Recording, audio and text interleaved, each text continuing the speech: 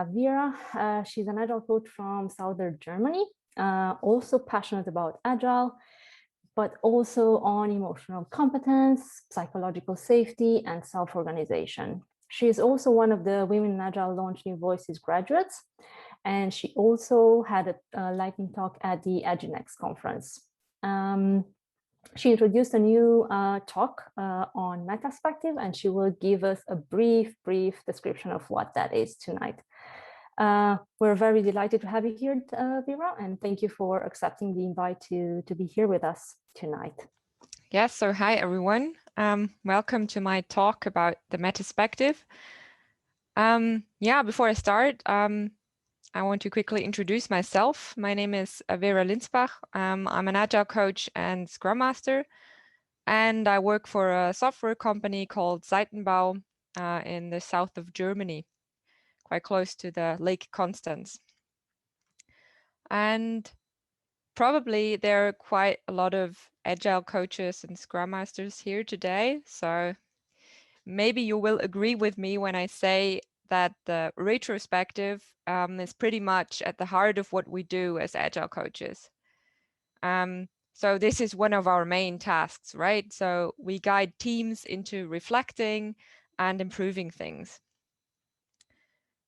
So that's why it's not easy for me to say that I actually don't like retrospectives too much. Why is that? Actually, I'm not always been satisfied with the outcomes of the retrospectives, at least with the classic retrospectives as we all know them probably. You know, that typical mad, sad, glad and the 5 stages of the retrospective. I mean, I love the concept of reflecting generally, but in practice, I really have my troubles with this classic retrospective. And yeah, the biggest problem I have with the retrospective is this situation, maybe you know that, after the retrospective, when you look at the outcomes and you have this thought, oh, I wouldn't have needed to talk for 2 hours to come up with those tasks. And maybe that's not only your own opinion, but people from your team feedback that to you. So when I had this situation quite a lot of times when I used the classic retrospective, and so I started to do things differently. And I changed something here and I changed something there. And someday I realized what I'm doing right now is not really a retrospective anymore, because I had moved away from that classic retrospective quite a lot. And it's actually more a metaspective. Why a metaspective? I looked at what I'm doing with my teams and I found out that this is really the core of what I do, is that I help people go on the meta level and to see what's going on right now. And this is also how I then defined the metaspective as a space where people go on that meta level to find out what's going on. And yeah, so also this term is something that came up to me when I thought about what I'm doing, and it felt like this is more, this fits more to what I do actually. Because I don't just look at the past, so this retro is not really fitting anymore. So I had a deeper look on my practices, and I decided to sum up some of my experiences and put them into 5 principles that define the metaspective. And for this talk, I've prepared a couple of slides to show you those 5 principles and how I came up with these principles from my experiences with the retrospective. So the first problem that I have with the classic, the standard retrospective, is this focus on the past, actually. So that we look at the past and maybe the sprint or a past situation, and try to analyze what has gone wrong. And what happened to me and my team quite a lot of times is that people really focus on the details. So they look at the sprint and they're like, okay, then we had this story and this was the situation, and and if we would have done this, then it would have worked differently. And people really focus on those details, and they come up with insights. Some of them are useful, but most of them are very specific. And then in the next sprint, the situation is completely different, maybe. So there are different stories, different environment, etc.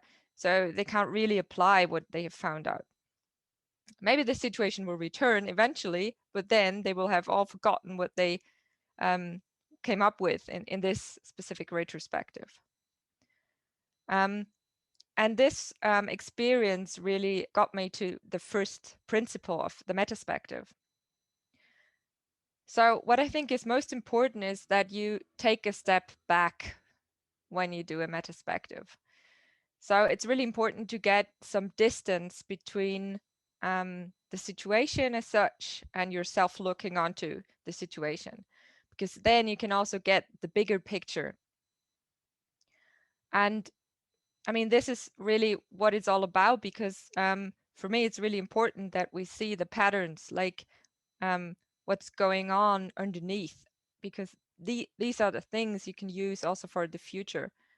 And to do that, I really like to pose specific questions, like a question like, what would somebody from another team maybe say about this situation? How would he or she see this? What would they see? And by imagining this, you get this distance and you get another perspective in there. There's another method that I really like. It's called 3D mapping. And it's something I very much like to do in person, for example, with Lego. So we're building a situation, and then you reflect on what you've built. And there it's really helpful because you can get the bigger picture by looking on this, what you built. So this really helps to get onto another level. Of course, it's a bit more difficult when we're working remotely, but I've tried it with a digital whiteboard, and it has worked surprisingly well. So what you can see here is I've chosen materials that are very concrete, so not just symbols, but I took photos of real materials to, at least simulate this material aspect. Yeah, so let's go to the next problem that I have with the Metaspective. And this is one, maybe you can recognize yourself in that. I do, because I always have the feeling that people should like the retrospective. That's always, my aim, that people see the value of the retrospective. And while you're doing that, it's really easy to fall into this "let me entertain you" trap. So you try not to be boring with the next retrospective. So you look for some new methods, fancy new things. And I like that too, but we really have to be careful that we don't overstructure. Because if we have too many activities, too many methods in one retrospective, this will sometimes not help people to get deeper into the topic. And then it tends to get shallow in a way. And that's why the second principle of the Metaspective is create space. So the key question for me is always what supports generative dialogue and creativity? Because that's what I'm trying to provide for the team, and an environment where they can be creative and come up with really new ideas. And for that, people need a good balance between structure and unstructured space. People need some time to relax and chat, and maybe not time pressure, but also some structure so they can get inspired. Or as Mina just said, like introverts need some structure so they can prepare for the conversation, for example. So I've brought you an example for a metaspective where I try to get that balance right between structure and unstructured space. I'll call this the meta game. And this metaspective actually has just 3 phases. And the first phase is that people prepare a set of cards. So each team member has one of those gray card decks, so a gray box. And then there are cards to pull into that deck, and they can choose. So for example, there are like emotion figures where they can think about like maybe I'm angry about something, or I don't know, scared or anxious. And then there are yellow cards. These are inspirations, like something that needs to be said, or I wish this or that would happen, or we're on the right track, for example. And every person also has like a positive emotion card figure. And then there are also some chance cards, which I can't describe now because we would still sit here in 2 hours probably. But so every team member prepares with choosing cards and thinking about what could I say about the current situation. And the second phase is just a conversation. And the conversation is quite simple. Like one team member starts, pulls a card on this conversation line you can see in the middle, says something, and then somebody else can add something similar or open up a new topic. And so it's just like a structured conversation, but it's still a conversation. It still flows. And that works extremely well in my experience. Because also with visualizing that, you get a really good feeling of like what is happening there at the moment in the team, and everybody gets that. And in the third phase, it's just about going even one level higher, on a even higher meta level, to talk about what have you seen, what have you heard, what was like most important for you in this conversation, and then harvest a little bit. Yeah, so that is an example of there is structure, but it's still like the conversation is still at the heart of the metaspective, and there's still yeah, it's not overstructured, as I think. Yeah, the next problem that I have with retrospectives is that sometimes I have the feeling I need a retrospective because something's coming up, and people tend to postpone the topic to the next retrospective. They say, oh, let's talk about that in the next retrospective, right? Because we have that fixed scheduling, like yeah, after every sprint, we have a retrospective. And this fixed scheduling leads them to postpone. And on the other hand, that fixed scheduling leads to the situation that sometimes we don't need a retrospective, but it's in the calendar. Okay, so we do it. And yeah, what happens then, especially if you go into that retrospective with the classic structure, is often that you pose new questions, although the old questions have not yet been answered. So you generate a lot of insights, maybe a lot of cards and post-its, etc., but you're not really getting deeper into the problems and the solutions. And this is why I've come up with this principle, which says have a metaspective when you need one. So be spontaneous. When there is something urgent to talk about it right now. I mean, that's not a fancy metaspective then with lots of different methods. It's just a conversation, but sometimes a good conversation when it's needed is the best thing to do. And the advantage is that if something pops up and there are like emotions, it's good because sometimes you need that conflict and those emotions to really get to the core problem. So you can use that really. What I do is I plan some time after meetings to reflect. So just 10 minutes after a review with the customer, for example, and I ask how did it go? What do you think about the meeting? And then sometimes something comes out of that and we do a spontaneous metaspective and sometimes also not. And then I also cancel metaspectives if I feel like it's not fitting in that moment.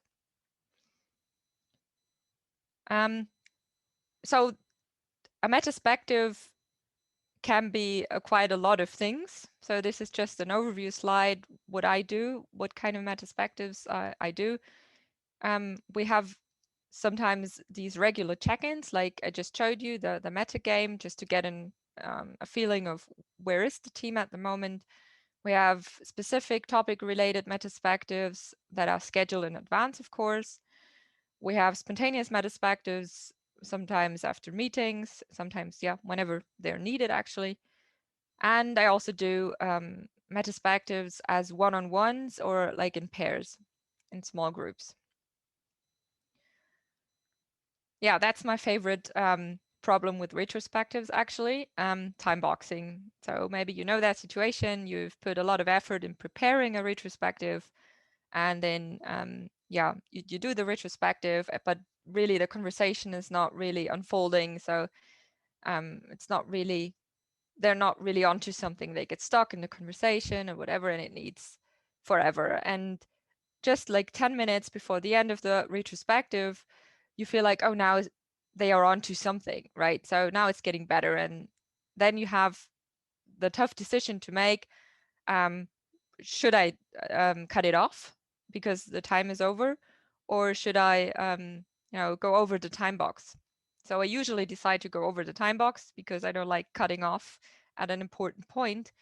And what's really frustrating is the feedback after such retrospectives when people are like, how can we, for once, please keep the time box? So like, yeah, I would like to, but I just can't always know, how long a team will need for a specific topic, a specific process. So this is the fourth principle with the metaspective is it ends when it ends.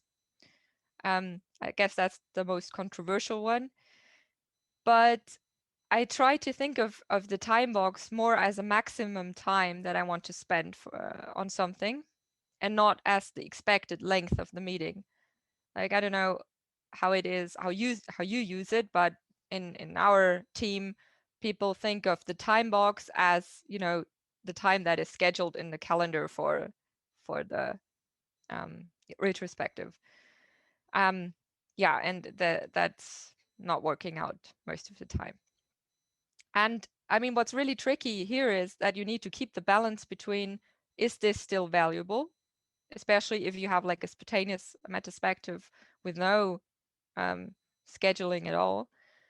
And also the thing that we might need this process, sometimes you need to produce a lot of ways to come up in the end with one great idea. I don't know if you know what I mean, but and this is really our job as an agile coach to keep that balance.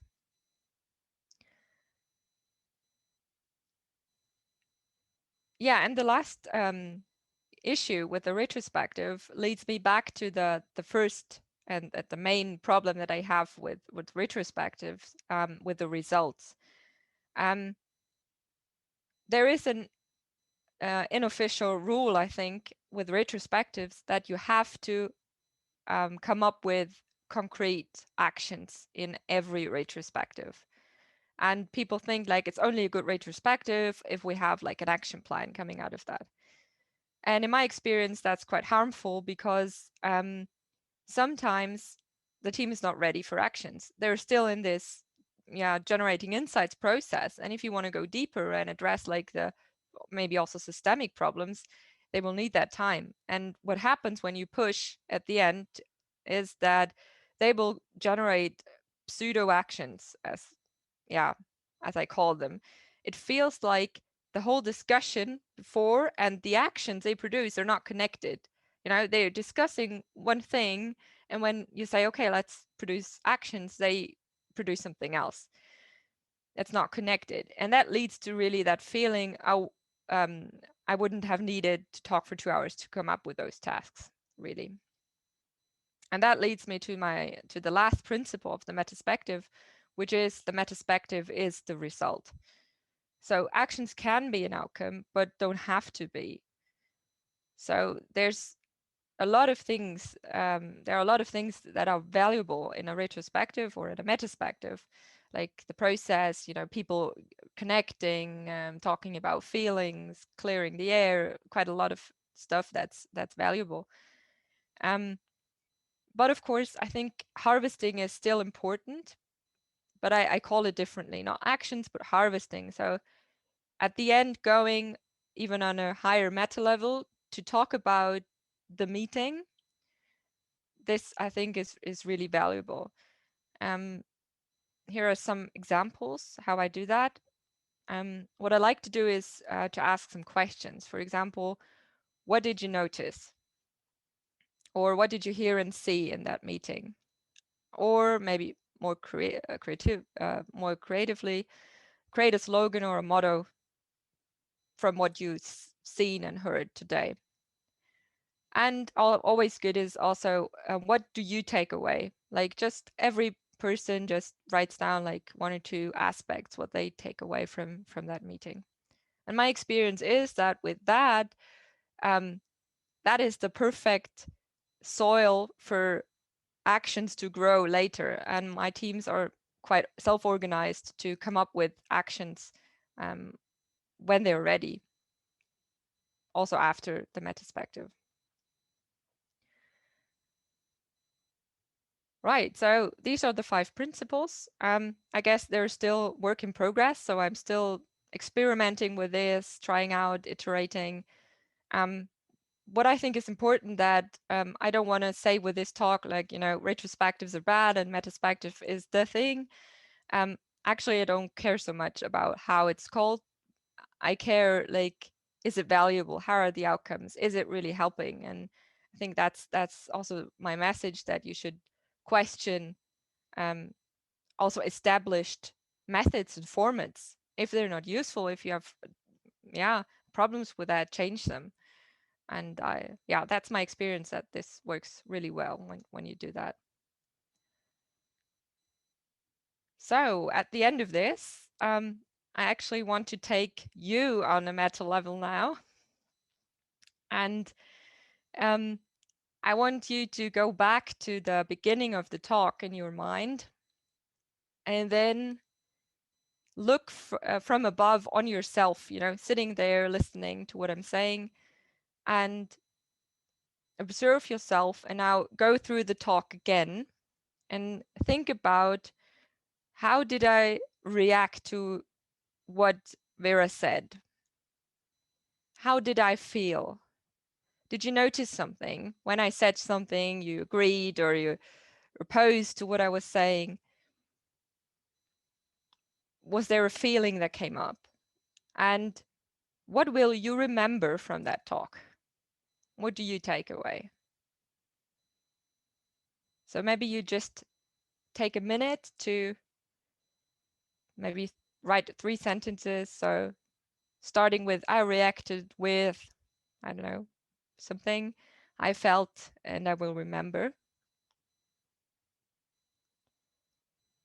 And when you're ready, please just type one of your answers or all 3 of them into the chat.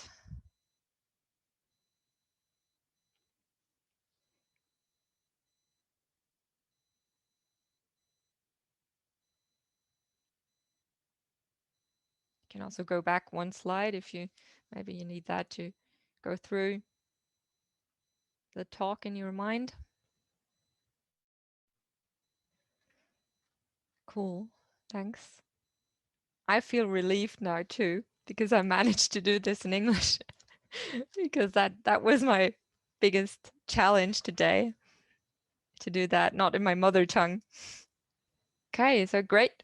Thank you very much. So if you have any questions, feel free to ask.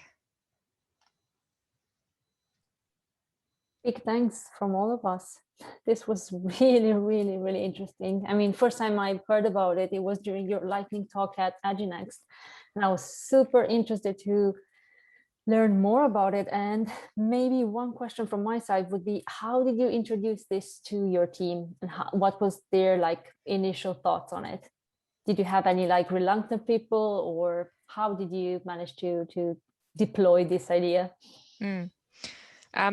Well, it was not like a big bang introduction, because I had done a lot of that under the name and flag of the retrospective already. So it was a gradually getting them used to that. So before I used it as the Metaspective game, I used the same game or similar game in the retrospective. So when I decided to call it differently, people were like, "Oh, okay." Yeah, they were not so surprised actually, and I was wondering, will that be weird for them, or will they still call it retrospective? But they adapted quite well, so they're now calling it Metaspective, and they find it very normal.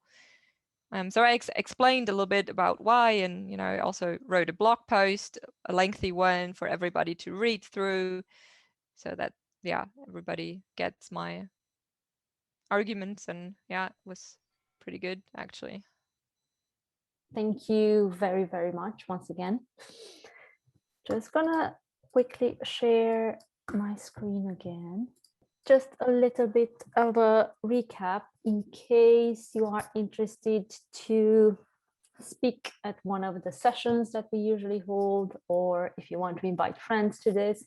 It's super easy. You can reach out to us on all those social medias that we're going to share again at the end. This is something that we used to do. Hopefully we're going to get back to normal at some point, and we could ask your employee to actually host one of our events. But in the meantime, we're going to host these on Zoom. But yes, if you're interested in anything, if you want to facilitate a session, if you have an idea, I think both Mina and Vera were really nice to reach out to us, and they just wanted to share something with us and with you tonight. So it was super easy. So we're always like encouraging you. If you have ideas that you want to share, just reach out to us. We're here.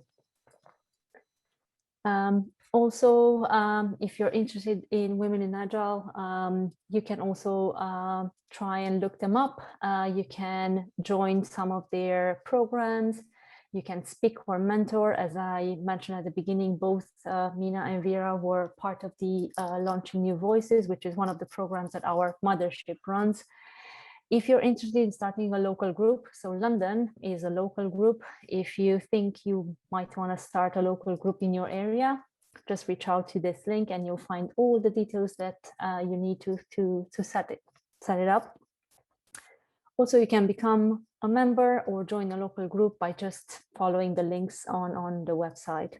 Once again, if you want to keep in touch, we have a couple of links. You can find us on Meetup, you can find us on Twitter, on Instagram as well. All our videos are usually published after the talks. You can find them on our YouTube channel. So yes, share the love if you liked what you've seen tonight, and do reach out to us whenever you have something to talk to us about. We're here and very welcoming.